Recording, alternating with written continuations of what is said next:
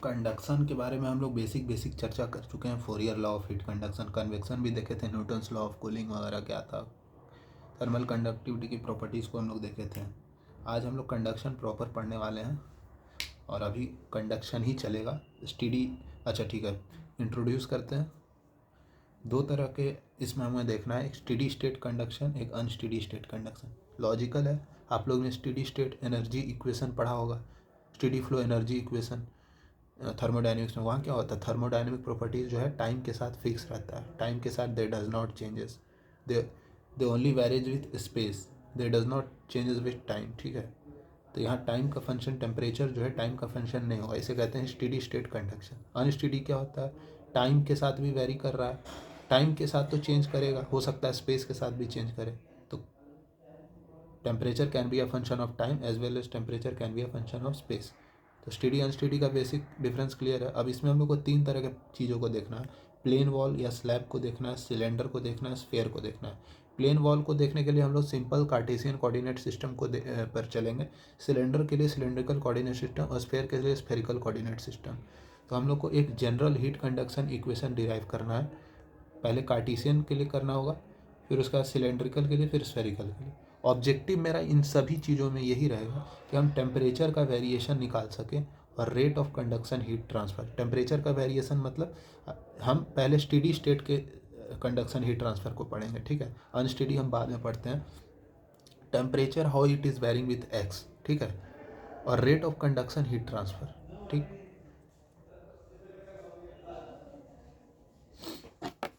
ये दोनों ऑब्जेक्टिव रहेगा मेरा।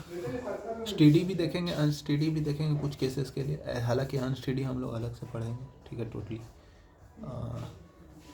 लेकिन पहला हम लोग ऑब्जेक्टिव दोनों में सेम ही रहेगा, टेम्परेचर वेरिएशन और रेट ऑफ कंडक्शन हीट। अब हम लोग general heat conduction equation in Cartesian coordinate derive करते हैं। उसके लिए हम लोग क्या किया, एक क्यूबिकल एलिमेंट को ले लिया एक कार्टेशियन कोऑर्डिनेट में। देखो ये पोर्शन छोटा सा है dx, ये पोर्शन dy, ये पोर्शन dz, क्यूब है, यहाँ से हीट आ रहा है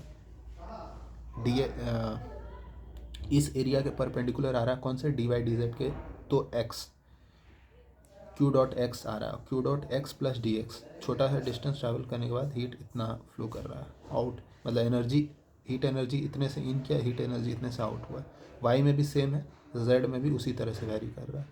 अब एक सिंपल सा फंडा है, एनर्जी इन मतलब rate of energy in, energy out मतलब रेट ऑफ एनर्जी आउट। अब देखो energy generation, rate of heat energy generated, ठीक है, ये क्या है, एनर्जी जनरेशन क्या है, एक वॉल्यूमेट्रिक फेनोमेना है।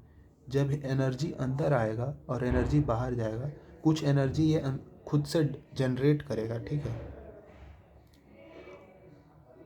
ठीक है, और कुछ एनर्जी ये एनर्जी इन और एनर्जी आउट और एनर्जी जनरेट, और कुछ एनर्जी ये अपने अंदर स्टोर भी कर लेगा।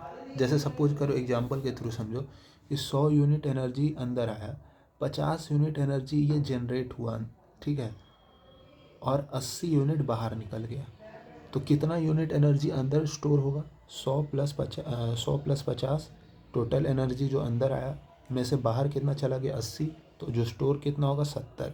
तो 100 प्लस 50 माइनस 80 बराबर 70, यानी energy in plus energy generated minus energy out is equals to energy stored. अब इसको एक्स वाई जेड के लिए जनरलाइज कर दिए, energy in minus energy out in x, energy in minus energy out in y, energy in minus energy out in z, plus energy generated within the system और is equals to energy stored. अब देखो x direction में हम लोग क्या किए, energy कितना energy अंदर आया, क्यू डॉट एक्स, कितना एनर्जी बाहर गया, Q dot x plus D x.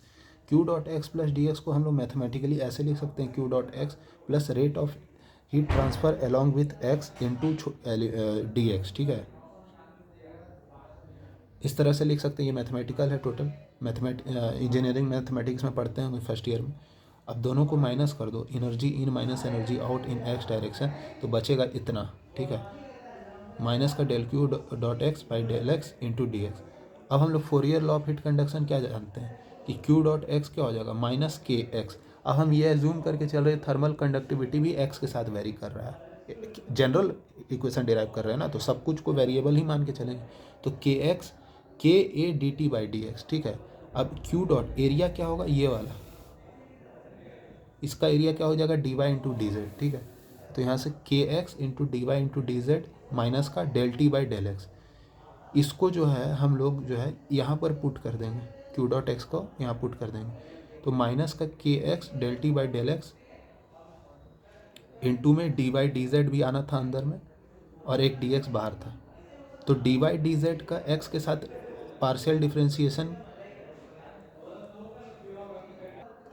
यहाँ पर क्या आएगा अंदर में माइनस का k x into d y d z into del t by del x. अब एक्स के साथ हम लोग पार्शियली डिफ्रेंशिएट कर रहे हैं तो d y d z constant होगा, वो बाहर निकल जाएगा। डी एक्स पहले से था, डी वाई डी जेड और आ गया, तो ये तीनों मिल करके डी वी बन जाएगा, माइनस माइनस प्लस हो गया। तो ये आ जाएगा del by del x k s del t by del x into d v. ये क्या है, energy in minus energy out in x direction. Similarly y direction में क्या हो जाएगा, energy in minus energy out in y direction, del y symmetricity से k y into del t by del y into d v. Similarly z में del by del z k z into del t by del z into d z. अब इस सब को उठा करके यहाँ put कर देंगे। उससे पहले एक चीज़ और देखो कि एनर्जी जनरेशन क्या होता है, E dot G, it is a volumetric phenomena. जितना बड़ा वॉल्यूम उतना ज़्यादा ही एनर्जी का जनरेशन होगा। तो एक टर्म हम लोग इंट्रोड्यूस कराते हैं क्यू डॉट जी, ठीक है। क्यू डॉट जी होता है rate of volumetric heat generation, ठीक है, और हीट जनरेशन पर यूनिट वॉल्यूम। तो टोटल एनर्जी कितना जनरेटेड होगा, ई डॉट जी जो है वो क्यू डॉट जी जो कि volumetric rate of heat energy generated per unit volume, into में हम लोग क्या कर देंगे d v, total heat energy के लिए। अब देखो एनर्जी स्टोर क्या होगा, जो भी ये एनर्जी स्टोर करेगा वो in the form of internal energy, rate of heat energy store क्या होगा, वर्क तो कुछ हो नहीं आया, तो Q is equals to del U plus W, W तो जीरो है, तो जो भी हीट एनर्जी ये स्टोर कर रहा है वो इंटरनल एनर्जी के फॉर्मेट में स्टोर कर रहा है। तो एनर्जी स्टोर क्या हो जाएगा, del u by del tau. हाँ, तो अब यहाँ से इस U को क्या लिख सकते हैं, एम सी डी टी,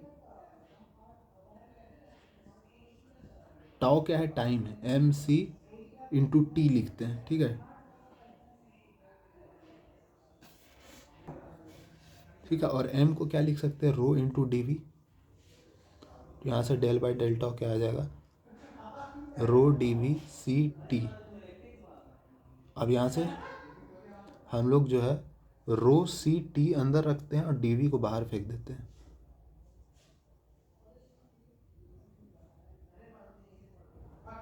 तो ये आ जाएगा rate of heat energy stored, ठीक है। इन सभी वैल्यू को इक्वेशन में पुट कर देते हैं, जो हम लोग का ये वाला इक्वेशन है, ठीक है। ये जो इक्वेशन हम लोग निकाले हैं, energy in minus energy energy generated minus energy out is equals to energy store, इसमें पुट कर देंगे। देखो energy in minus energy out हमने निकाल दिया, del by del x into k x del t by del x, इसका पूरा differentiation into d we.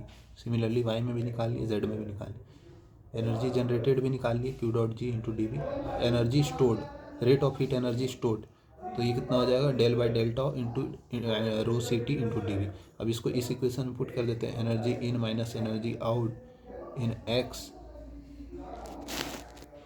Plus energy in minus energy out in y plus energy in minus energy out in z plus energy generated is equals to energy stored. तो यहाँ से क्या आ जाएगा, इन सभी value को put कर दिया। अब कुछ टर्म्स कैंसिल हो रहा है, d v d v d v d v सब जगह से कैंसिल हो गया। तो यहाँ से ये आ जाएगा जनरल हीट कंडक्शन इक्वेशन। तो ये जो इक्वेशन आता है ये होता है मेरा जनरल हीट कंडक्शन इक्वेशन, ठीक है। तो थोड़ा सा लाइट का प्रॉब्लम हो गया, पर फिर भी कोई दिक्कत नहीं है, दिखने लायक तो है। जो हम लोग जो ये general heat conduction equation derive किए थे उसमें एक एजम्पशन ले लेते हैं कि होमोजेनियस और आइसोट्रोपिक है। तो जो सारे थर्मल कंडक्टिविटी के एक्स के वाई के जेड है वो के बराबर हो जाएगा। रो और सी कांस्टेंट है, कांस्टेंट हो जाएगा। तो यहाँ से के कॉमन आउट हो जाएगा, क्यू डॉट जी और रो सी, चूँकि रो सी कॉन्स्टेंट है तो डेल रो सी टी में रो सी को बाहर निकाल सकते हैं और इस के को नीचे ले आएंगे। तो ये जो रो सी बाई के है एक टर्म होता है थर्मल डिफ्यूजिविटी, इसके बारे में हम लोग अलग से एक वीडियो में बात करेंगे। It is very important for interviews. Alpha जो है के बाई रो सी, इसको अभी याद रख लेना, ठीक है। तो रो सी बाई क्या क्या हो जाएगा, 1/अल्फ़ा। तो जनरल हीट कंडक्शन इक्वेशन अब थोड़ा से और स्टैंडर्ड फॉर्मेट में आ गया, del square t by del x square del square t by del y square plus q dot g 1/अल्फ़ा del t by del tau. इसको कहते हैं फोरियर बायोट इक्वेशन, ठीक है। वेक्टोरियल फॉर्म में इसको अगर रिप्रेजेंट करें तो डेल, ये क्या बता रहा है, ये डेल ऑपरेटर है, ठीक है। ये double differentiation del square t plus q dot g by k one by alpha del t, vectorial form. अब 3 केस लेते हैं, एक लेते हैं steady state plus no internal heat generation, मतलब इंटरनल हीट जनरेशन भी नहीं है, स्टेडी और स्टेडी स्टेट है। तो ये टर्म जीरो हो जाएगा, ठीक है, और साथ ही साथ ये टर्म जीरो हो जाएगा। तो बचेगा क्या, del square t plus by del x square del square t by del y square del square t by del z square equal to zero. इसको कहते हैं लैप्लास इक्वेशन। दूसरा case steady state plus internal heat generation, तो time वाला term जो था right hand side में वो जीरो हो जाएगा, ये हो जाता है पॉइजन्स इक्वेशन।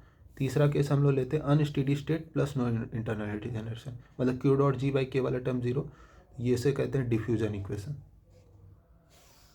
अब आगे अगले वीडियो में हम लोग प्लेन वॉल का केस डिस्कस करेंगे, ठीक है। आज तक अभी तक के लिए इतना ही।